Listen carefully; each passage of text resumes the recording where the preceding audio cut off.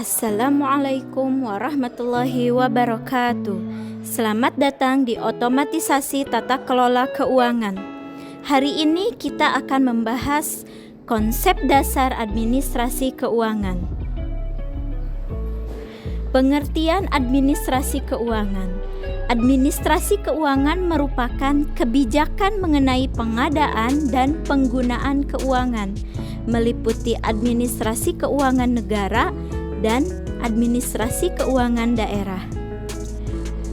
Untuk pengertian administrasi keuangan bisa kita lihat di Undang-Undang Republik Indonesia tahun 2003 nomor 17 tentang keuangan negara dan Undang-Undang Republik Indonesia nomor 23 tahun 2014 serta di Peraturan Pemerintah Republik Indonesia tahun 2005 tentang pengelolaan keuangan.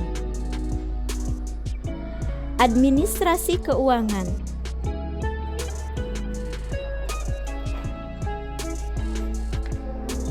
Administrasi keuangan menurut Telianggi adalah proses perencanaan, penyediaan, dan penggunaan uang dalam suatu perusahaan atau organisasi.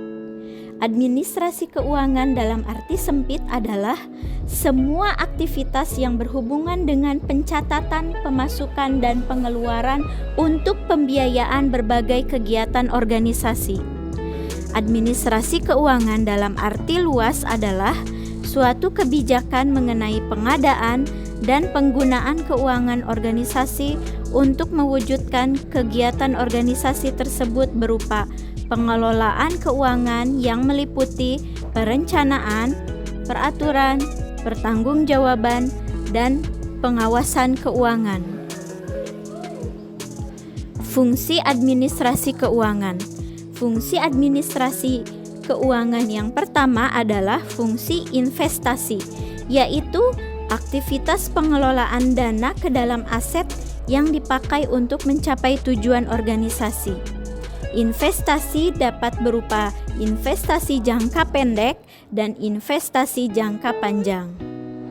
Fungsi yang kedua adalah fungsi pencarian dana, yaitu mencari modal untuk membiayai semua aktivitas yang dilakukan oleh organisasi serta memilah berbagai sumber daya yang tepat untuk tiap-tiap jenis kebutuhan. Fungsi yang ketiga adalah fungsi pembelanjaan, yaitu semua kegiatan yang berkaitan dengan penggunaan dana yang digunakan untuk membiayai seluruh kegiatan. Dan fungsi yang keempat adalah fungsi pembagian laba, yaitu kegiatan pembuatan dan penentuan aturan pembagian keuntungan hasil usaha. Ruang lingkup administrasi keuangan. Ada dua ruang lingkup administrasi keuangan. Yang pertama, administrasi keuangan negara, yang objeknya adalah semua hak dan kewajiban negara. Subjeknya adalah seluruh objek keuangan negara yang dikuasai oleh pemerintah dan badan hukum. Rangkaian kegiatan pengelolaan semua hak dan kewajiban negara yang dapat dinilai dengan uang, dimulai dari perumusan kebijakan dan pengambilan keputusan sampai dengan pertanggungjawaban.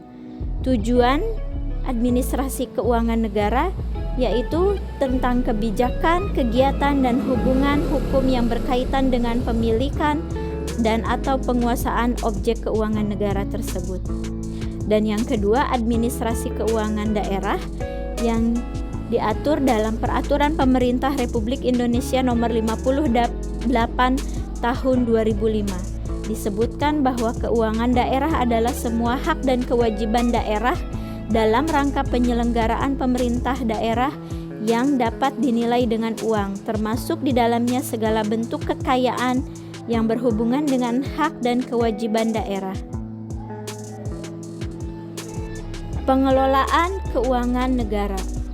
Pengelolaan keuangan negara mencakup subbidang pengelolaan fiskal, subbidang pengelolaan moneter, dan subbidang pengelolaan kekayaan negara.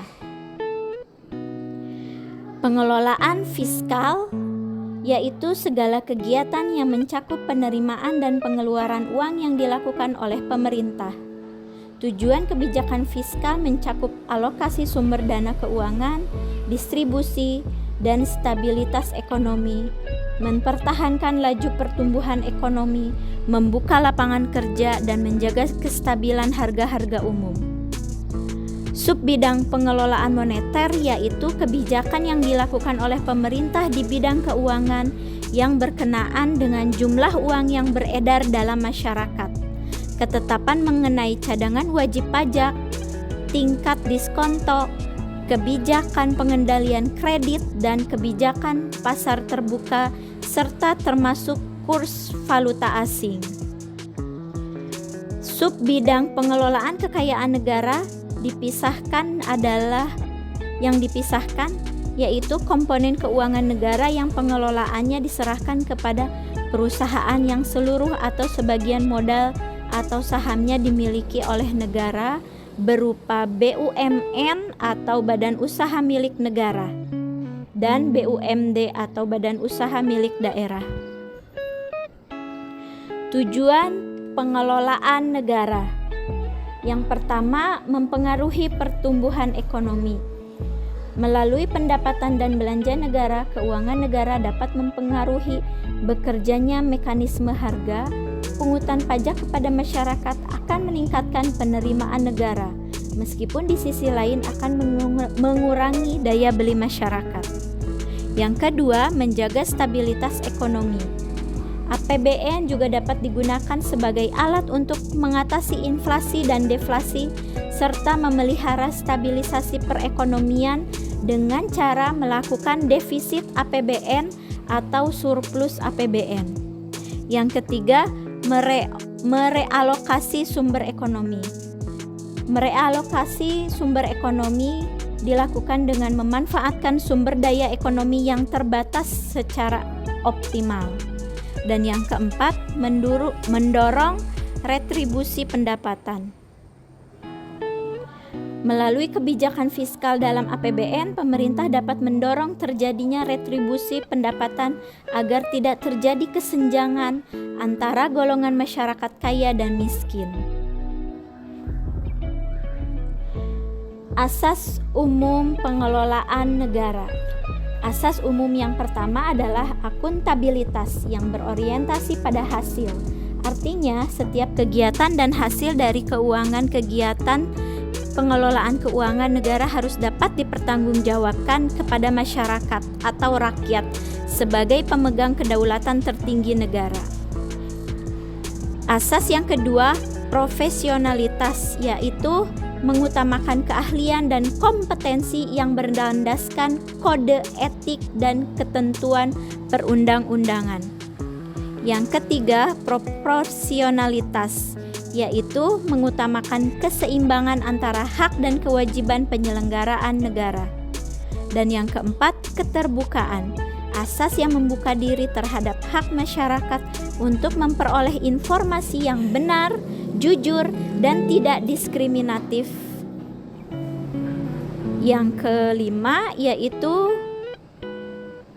keuangan oleh badan pemeriksa keuangan yang bebas dan mandiri, yaitu oleh badan pemeriksa keuangan.